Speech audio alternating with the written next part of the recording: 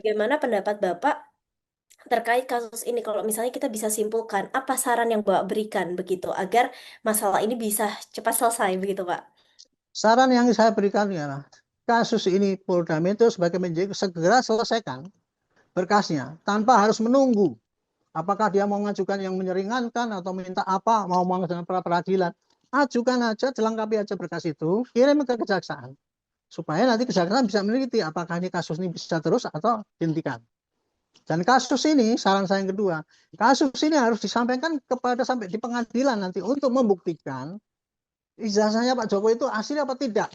Harus sampai di pengadilan supaya publik akan tahu nanti. Oh, ternyata yang ngotot, yang ngarang itu adalah pihaknya Pak Roy Suryo atau yang berbohong itu adalah Pak Jokowi. Harus itu sampai di pengadilan dan akan diputus. Hakim yang akan menentukan nanti, oh ini ternyata yang benar adalah ijazah ini memang asli sehingga tidak ada Pak Jokowi menggunakan ijazah palsu. Oleh karena itulah maka ujaran kebencian dan sebagainya itu bisa dihukum dan sebagainya gitu. Perkara nanti kemudian selasanya mereka itu mau berdamai, saling memaafkan nggak apa-apa. Tetapi siapa yang salah, siapa yang benar dalam apa ijazah palsu ini harus dibuktikan dulu. Ini untuk pembelajaran ya, supaya ke depan nanti tidak ada orang seenak sendiri menghina orang setiap hari selama 8 bulan itu. Kemudian dia merasa dikriminalisasi. Itu kan nggak fair, Bu. Itu tidak baik untuk pendidikan masyarakat di masa mendatang. Saya kira itu saran saya. Oke, berarti berarti nanti ke depannya masih masih mungkin gitu ya Pak untuk dibukakan jika kedua belah pihak ingin berdamai itu masih bisa ya Pak ya. Masih Tapi kan bisa karena sistem hukum sekarang ini kita kan hukum sekarang ini yang berlaku, apalagi dengan KUHP yang baru itu, semangatnya kan tidak menghukum orang, karena kita pakai restoratif justice.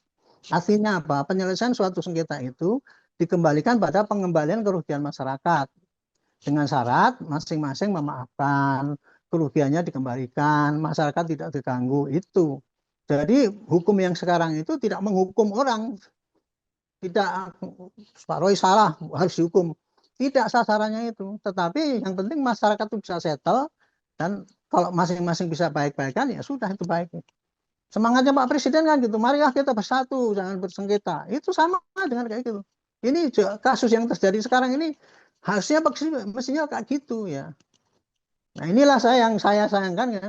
Kayaknya kok ini kasus ini senang diperpanjang, diperpanjang itu terjadi keberbelahan. Itulah yang saya tidak terima itu, Bu. Saya ngomong di mana-mana panjang-panjang itu untuk menantang itu karena membuat rakyat itu terbelah, membuat rakyat itu saling berseteru gitu. Padahal cuma pakai apa? Menuduh yang nggak benar. Kan gitu. Menuduh dengan cara yang tidak benar. Makanya harus jelaskan ini mana yang benar. Apakah Pak Jokowi, apakah Pak Roy CS. Hanya dengan gitu maka kita tidak akan di masa depan itu tidak akan seorang nanti meniru-niru dengan gaya Pak Roy itu. Kan konyol kayak itu dibiarkan. Semua orang boleh menghina orang kayak gitu. Orang biasa pun dihina kayak gitu akan marah. Apalagi bekas pejabat. Kan gitu yang terjadi. Ini untuk pembelajaran harus gitu. Harus sampai ke pengadilan. Itu saran saya. Pak Arianto, terima kasih banyak Pak untuk waktunya. Kita tentu berharap proses hukum dalam kasus ini tuh dapat dikawal dengan tuntas. Mudah-mudahan apa yang disebut oleh Bapak Arianto benar ya, proses dilakukan secara objektif dan sesuai fakta yang ada, sehingga seluruh pihak bisa mendapatkan kejelasan dan kepastian hukum. Serta yang paling penting tudingan tentang kriminalisasi itu juga tidak terbukti. Terima kasih Pak Arianto.